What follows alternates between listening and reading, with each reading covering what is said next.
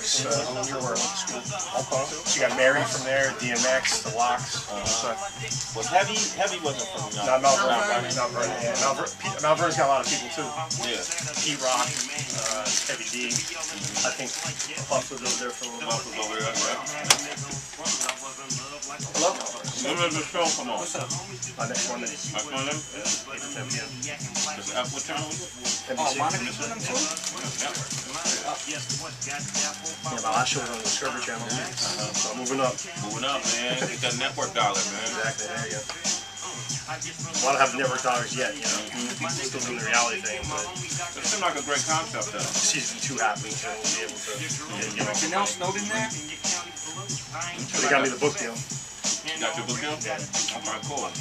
Oh, that's right. You do have American Mercenary. Yo, take these names down. You guys just not getting here? It's Monica and Security and like some other people. Monica the singer? Monica came here. His wife. You talk that up. You just say you show effect. N-A-I-R. Okay. What's the Andrew? Is it McLaren? Yes. McLaren. Like the car. Your headphones. Let me know if the level was too loud. You know what? Let me come in with it, right? Let me come in with it now. With the clip? Yeah. Okay. From executive producers Mark Burnett and Dick Wolf. Okay.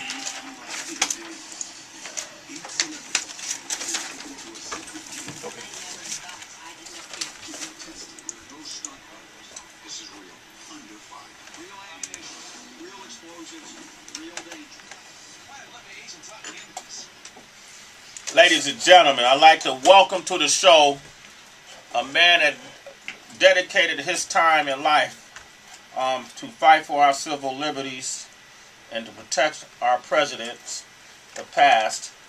Mr. Andrew McLaren is here, ladies and gentlemen. Are you still a Marine? No, I'm out. But they say once a Marine, always a Marine. Yeah. Right now, I'm a civilian. Anybody who served in this military for our country is why you're here. Gets a salute from us. You know, I don't know if I'm saluting correctly, bro. No doubt. You know. I appreciate it. Interesting. You're a Iraqi war veteran, right? Right. How much time did you do overseas over there?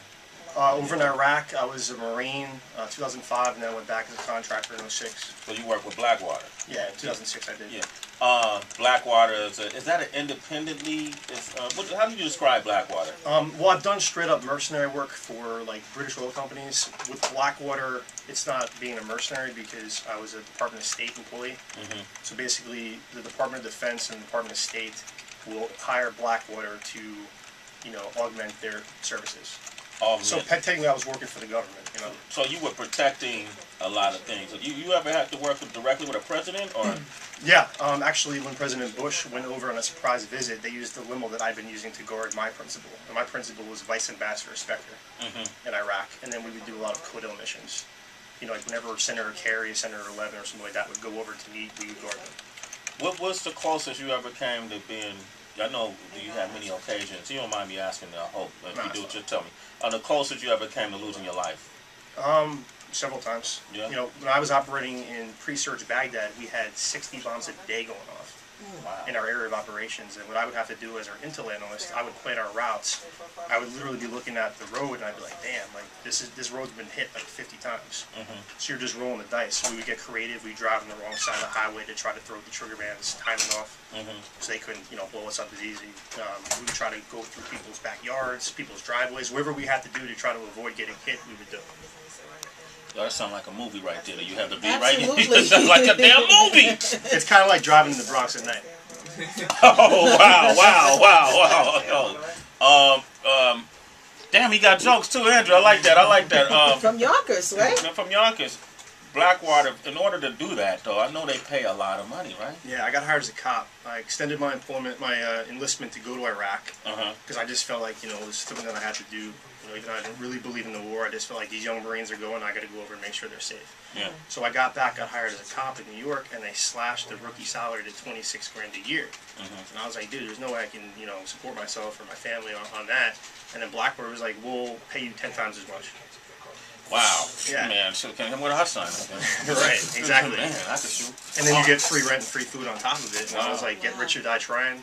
I'm gonna go back over there. And I think the thing that drew us into Blackwater, a lot of us guys, SEALs or Marines that were in special units or Green Berets, is that technically there were no rules over there.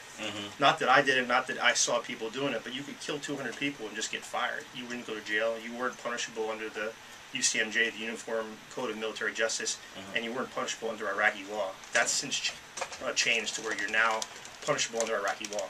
But back in the day, I mean, like, it was basically do whatever the hell you want. Wow. So you could pick, it was like a video game out there. Pretty much. I mean, I had my own car. Like, technically, if I wanted to leave the green zone and just go out into the red zone, you could do that. You know, I mean, you weren't supposed to, but we had a lot of freedom back in those days. You're married now? No, I'm divorced. You're divorced? Were you married then? No, I was single at that time. So did you, well, you say you could do whatever you want. Nobody ever talks about this. Oh, come on, Heather B. Heather B. Well, I mean, yeah, a lot of us had, you know, dating reporters over there. It was kind of, you know, going from being a sergeant in the Marine Corps to going being over there, wearing a State Department shirt, growing your hair out, growing your beard out. Everybody knew we had money. You know, I was coming back and renting Ferraris and Lamborghinis from Gotham Dream Cars in Jersey.